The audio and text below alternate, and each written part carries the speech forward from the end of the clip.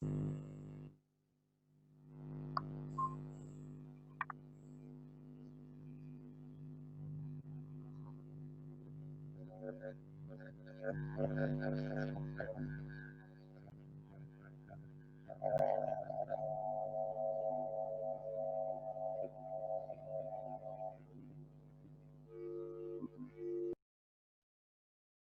día, ¿se escucha bien?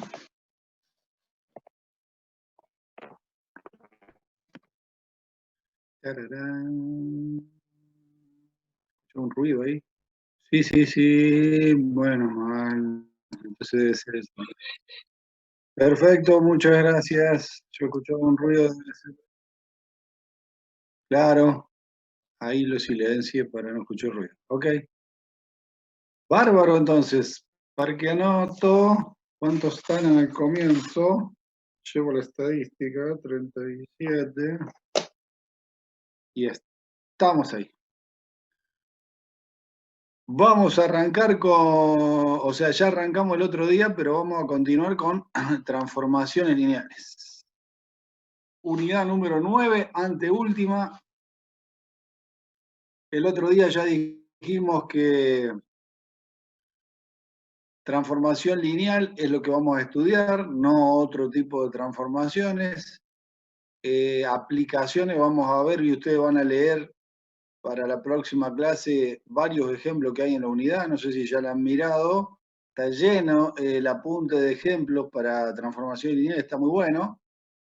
Y la idea de esto, fundamentalmente de la unidad, es empezar a resumir y a entender un poco lo que pasaba antes con los vectores cuando metíamos en un sistema de ecuaciones que representaban rectas y le buscábamos el punto de intersección si lo tenía o no, y esas rectas estaban representadas por vectores, por eso cuando armamos las matrices, cada columna o cada fila era unas coordenadas de vectores, y habíamos estudiado dentro de los sistemas de ecuaciones que vimos, que lo dividíamos en dos, sistemas homogéneos y no homogéneos.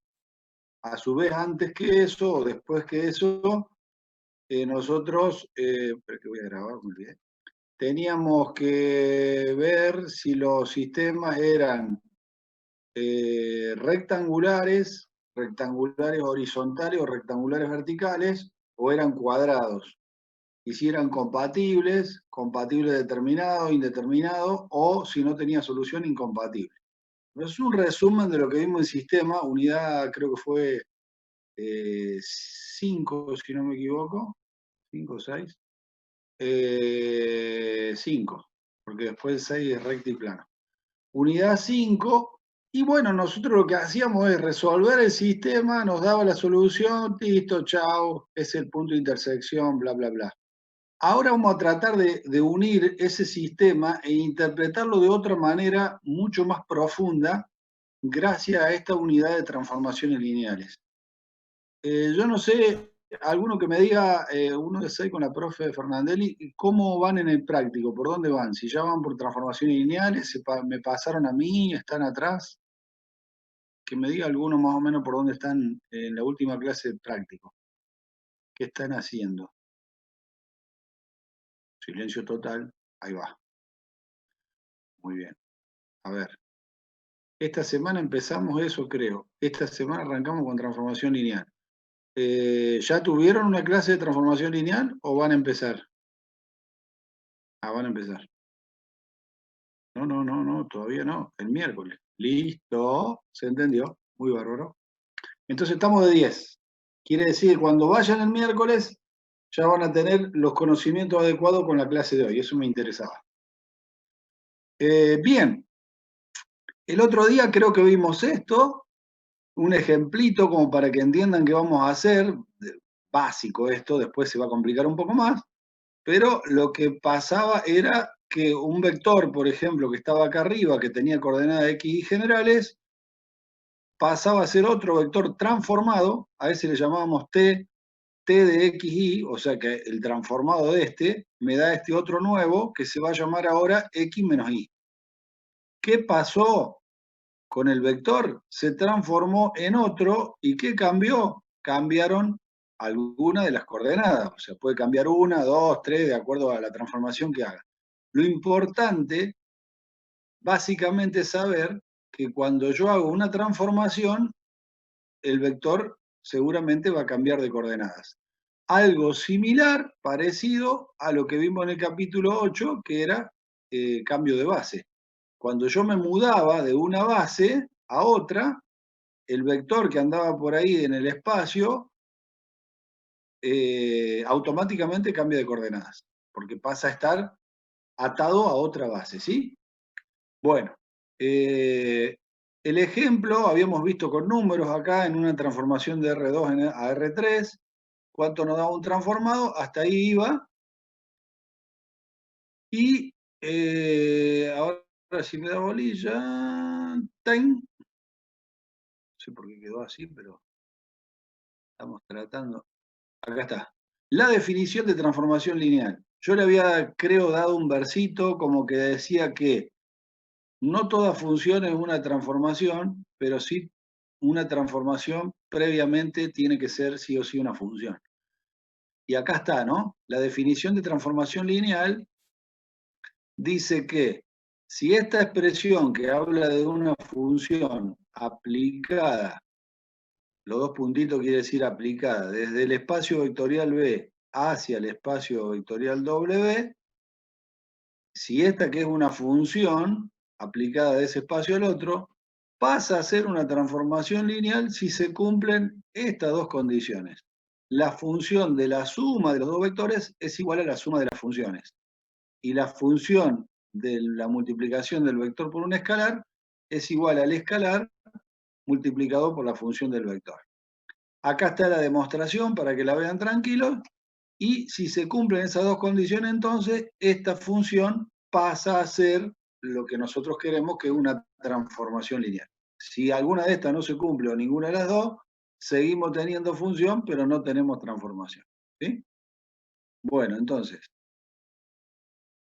no sé qué pasa, me quedé así. Bien.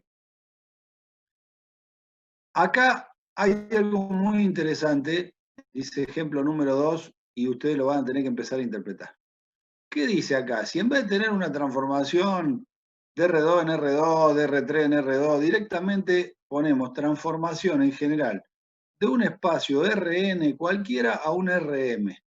Estos dos índices de dimensión pueden ser iguales o distintos. Lo importante es que estamos hablando en general y lo importante es ver de qué espacio a qué espacio se aplica, porque no es lo mismo así que al revés. Ya lo van a ver. ¿Qué dice acá esta fórmula? Que es muy interesante interpretarla. Que la transformación de un vector X, a este le faltaría la flechita para hacerlo mejor en forma notarial, la transformación de un vector X siempre va a salir de una multiplicación de ese vector X por una matriz. ¿Quién va a hacer esta matriz? ¿Se acuerdan que algo parecido vimos en la unidad anterior? Cuando decíamos, el vector B en la base B' era igual a P por el vector B en la base inicial. Bueno, tiene mucho que ver esto, es muy similar. Y acá te está diciendo que el transformado de un vector X sale del resultado de multiplicar ese X por una matriz. Esta matriz es la famosa que se va a llamar, la vamos a ver dentro de un rato, matriz de estándar o de la transformación. Ustedes van a tener que saber tienen que saber cómo armar la matriz cambio de base, ¿se acuerdan? Que la clave era que la matriz de cambio de base tiene columnas y esa columna era ni más ni menos que la matriz de coordenadas de los vectores de la base inicial pasada a la base nueva, o sea, el cambio de coordenada. Entonces, cada cambio de coordenada de los vectores de la base inicial van a ser las columnas de la matriz de transición o cambio de base. Bueno, esta matriz de transformación o estándar también va a haber que saber de dónde vienen las columnas para armarla. Una vez que la sepamos armar, la multiplicamos por cualquier vector que se quiera transformar y directamente nos da el transformado. Eso lo vamos a ver casi en la última parte de la clase. Bueno, lo importante acá es empezar a ver algunas cosas básicas, particulares, antes de entrar en el tema de la aplicación en ejercicios, ¿no?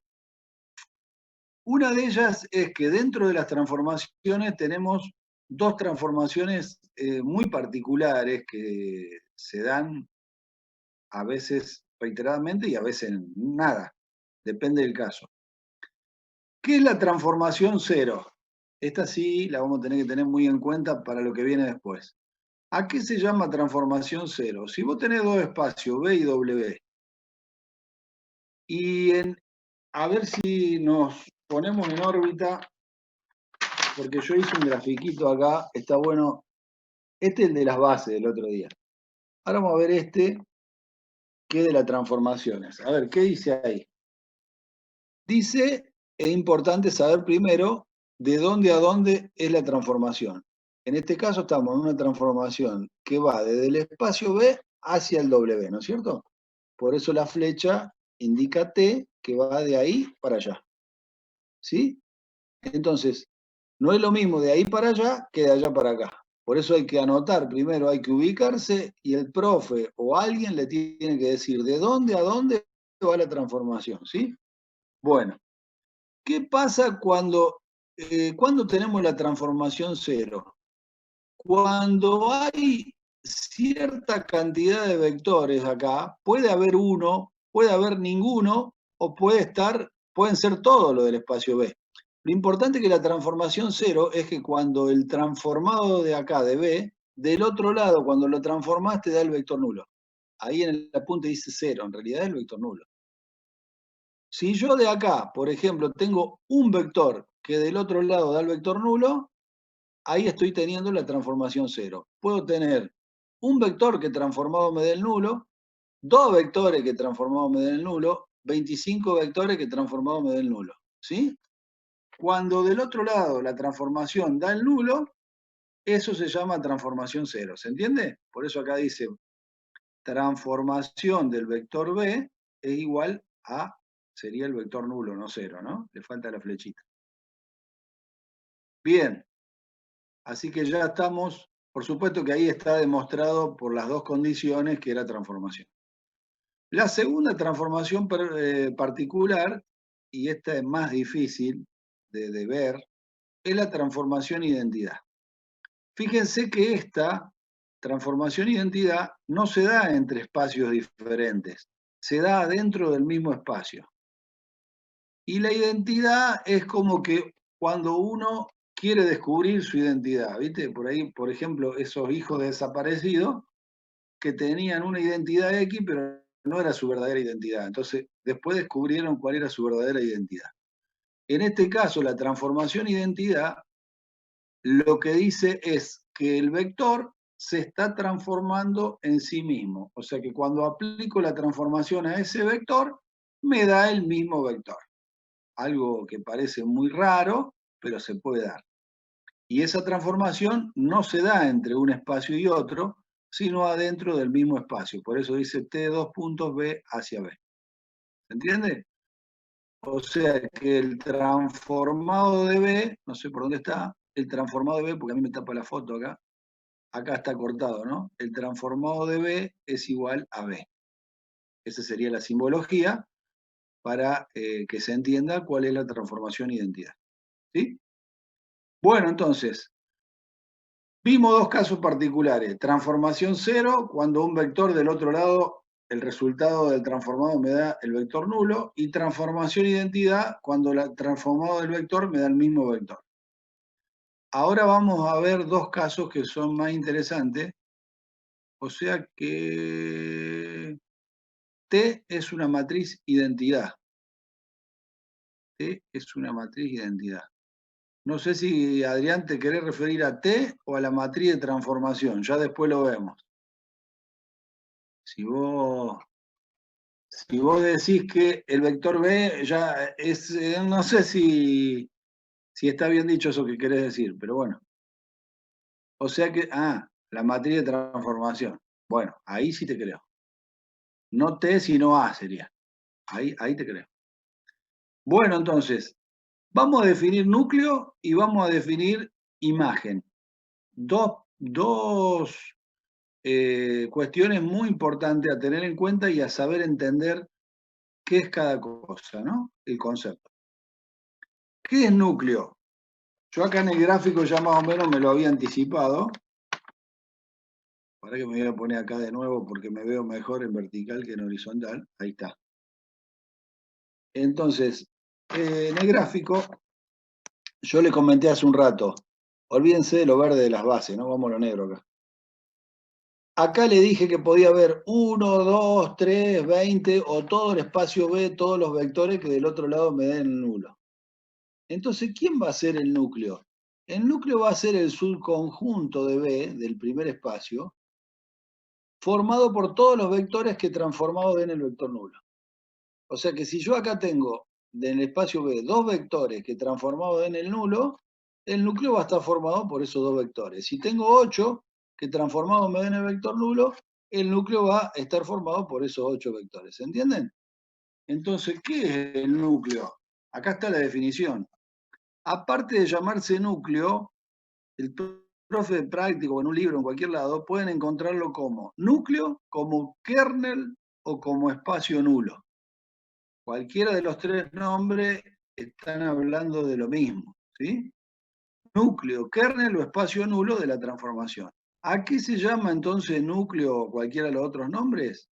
Si yo tengo un espacio, una transformación que va desde B hacia W, representa el conjunto de vectores de B que transformado me da el vector nulo, ¿sí? O sea que sería como un subespacio de B. Acá no está muy bien explicado, no es muy feliz este dibujo, este gráfico, pero bueno, creo que en el otro que viene después se entiende un poco mejor.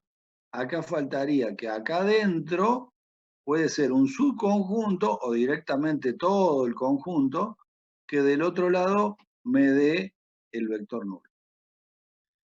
Eso se denomina simbólicamente como n de t, estaríamos refiriéndonos al núcleo de la transformación, o la abreviatura de la palabra kernel hasta la R de t.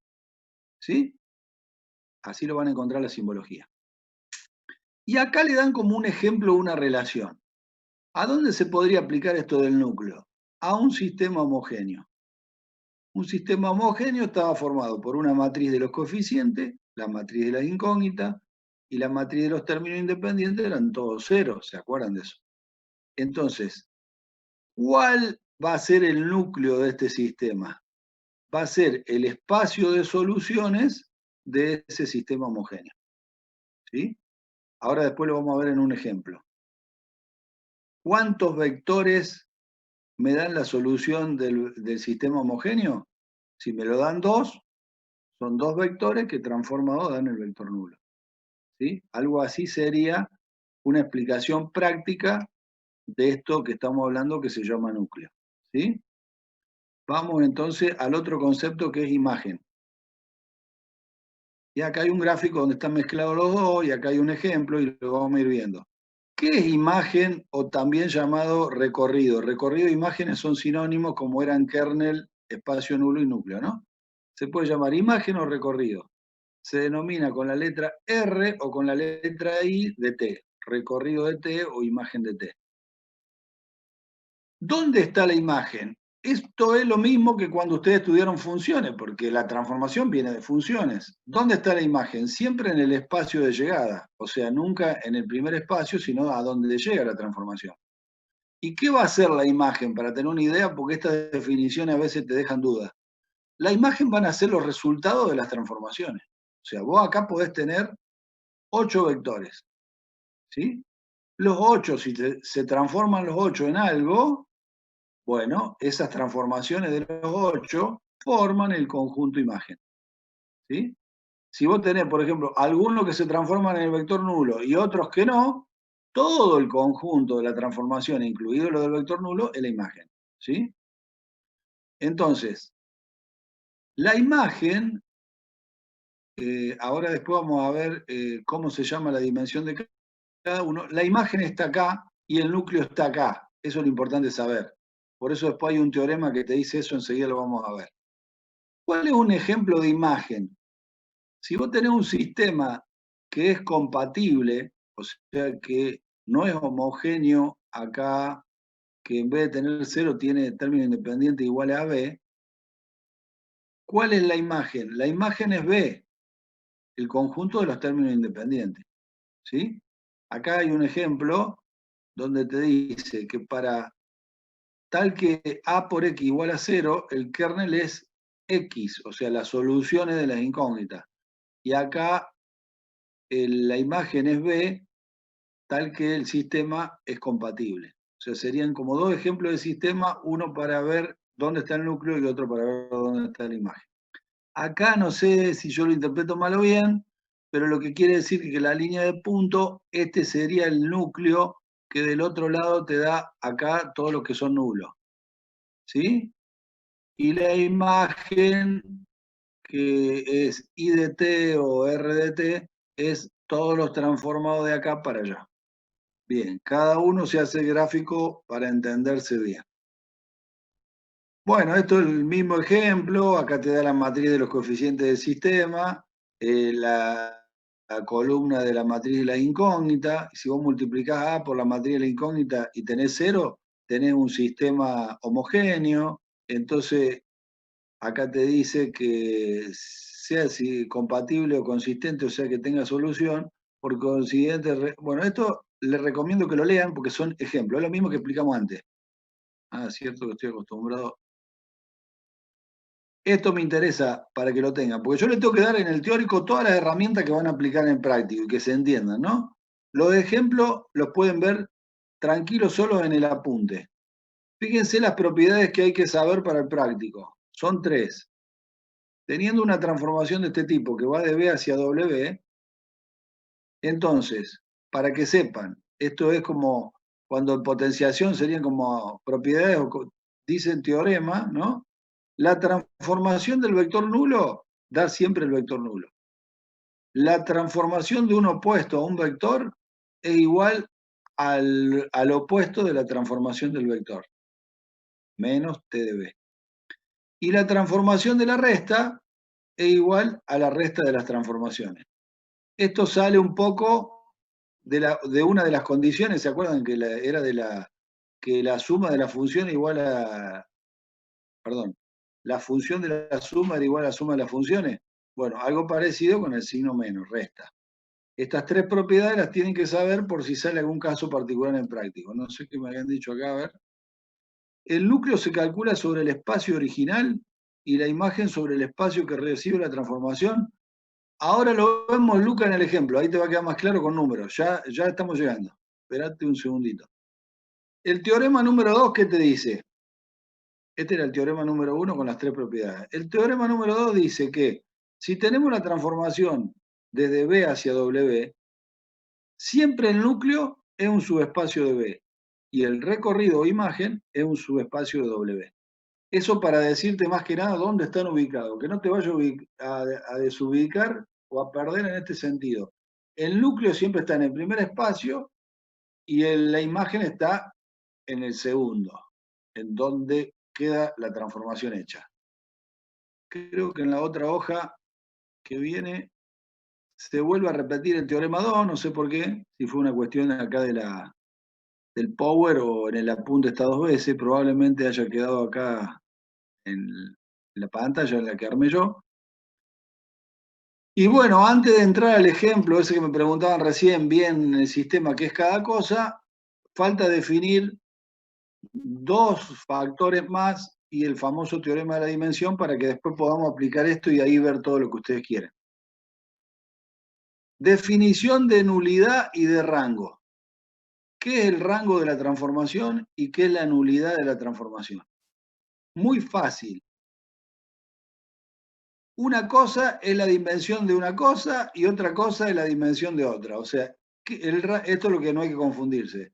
El rango de la transformación es la dimensión de la imagen o recorrido. Y la nulidad de la transformación es la dimensión del núcleo. ¿Sí? Entonces, no hay que confundir. Rango tiene que ver con imagen.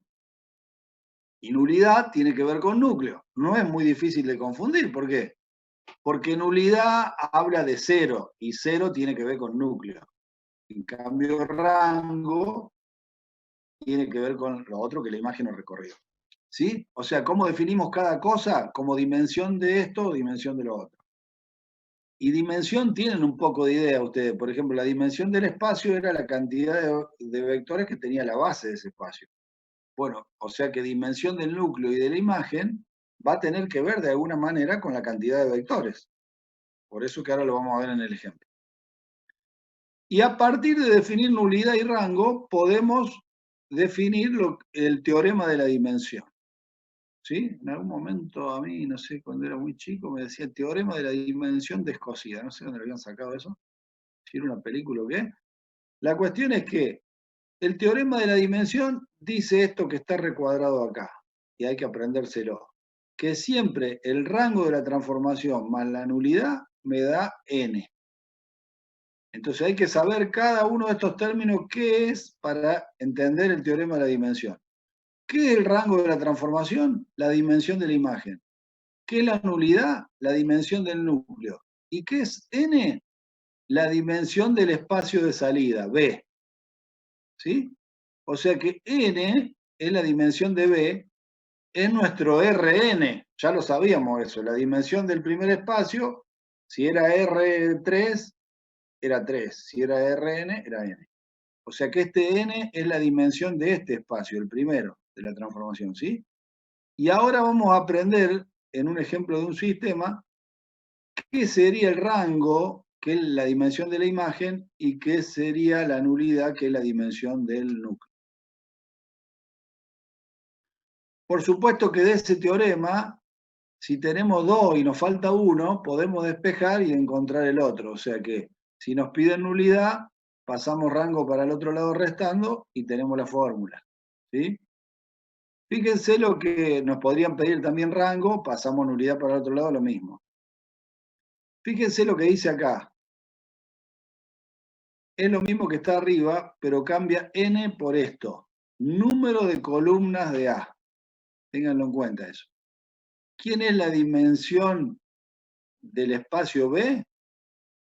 Coincide siempre con el número de columnas de la matriz de los coeficientes del sistema. N, dimensión del espacio B, coincide con el número de columnas de A, que sería la matriz de coeficientes, ¿se acuerdan? Del sistema de ecuación. Bueno, ahora vamos a ver el ejemplo. Acá no sé qué dice el teorema 3, que si hay una matriz de orden m por n, entonces la dimensión del espacio de soluciones es n menos el rango de A. Bien, dimensión del espacio de solución entonces coincidiría con la dimensión del núcleo. Porque si n es menor el rango, nulidad igual a la dimensión del núcleo. Tienen que ir anotando para ir relacionando nulidad, rango, n con sistema de ecuaciones. Si no lo tienen claro ahora con la teoría, probablemente lo puedan tener más claro con el ejemplo este que vamos a ver. Fíjense, le tiran como ejemplo, un sistema homogéneo que tiene ¿qué cosa? ¿Cómo es este sistema? A ver si alguno me lo define. Si es cuadrado, rectangular, horizontal, vertical, homogéneo. Bueno, acá ya dice homogéneo. ¿Cómo es? ¿Cuadrado, rectangular, rectangular horizontal, rectangular vertical? Tararara. Ahí empezaron. Rectangular horizontal. Excelente. La tienen clara. Algunos, nomás, lo que contestaron, 4. Rectangular horizontal, uno se da cuenta porque está más ensanchado, o sea, a lo ancho que a lo alto. ¿Cómo era el rectangular horizontal? ¿Tenía más ecuaciones que incógnitas o menos ecuaciones que incógnitas? Acá está claro. Tengo menos ecuaciones que incógnitas. O sea, tengo 4 ecuaciones y 5 incógnitas. Entonces, rectangular horizontal. Es cuestión de aplicar la lógica. Muy bien. O sea que tengo un sistema de ecuaciones homogéneo, porque todos los términos independientes dan 0, rectangular horizontal, con 4 ecuaciones y 5 incógnitas. ¿Ok? Vamos a ver qué pasa. Acá dice, el cual se puede resolver a través de las operaciones elementales, método de Gauss-Jordan. La pregunta mía es, el método de Gauss-Jordan, ¿a dónde quería llegar? ¿Qué quería hacer? ¿Cuál era su objetivo? Matriz de identidad, matriz de identidad. Ah, cayeron todos en la trampa, todos bochados en el segundo parcial y era una fila de cero, mediante reducción de fila. Reducida por fila ahí, Juliana, bien. Uy, vos sabés que Pedemonte, Juliana Pedemonte. El otro día aprendí a Pedemonte o Piedemonte. Resulta que acá hay un cerro frente a Carlos Paz que se llama. Ay, ya me olvidé. Me olvidé.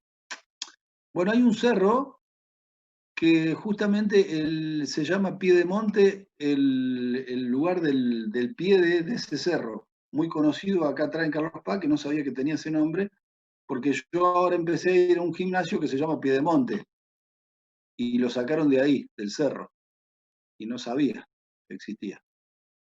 Jajaja, Pedemonte sos vos, y este creo que es Piedemonte. Bueno, parecido. Estoy medio loco. Dejémoslo ahí. Bueno, la cuestión es que, muy bien, ¿por qué no es identidad? Y se corta porque falta menos de un minuto.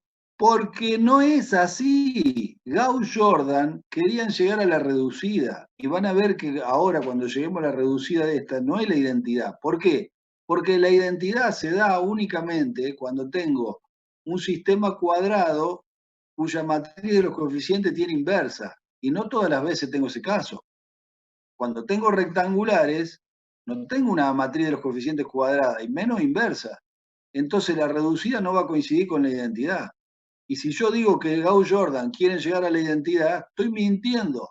Puede llegar a una identidad, pero también puede llegar a otra que no sea la identidad. O sea que lo correcto es decir a la matriz de los coeficientes reducida. No es lo mismo reducida que identidad. Puede llegar a ser la reducida igual a la identidad,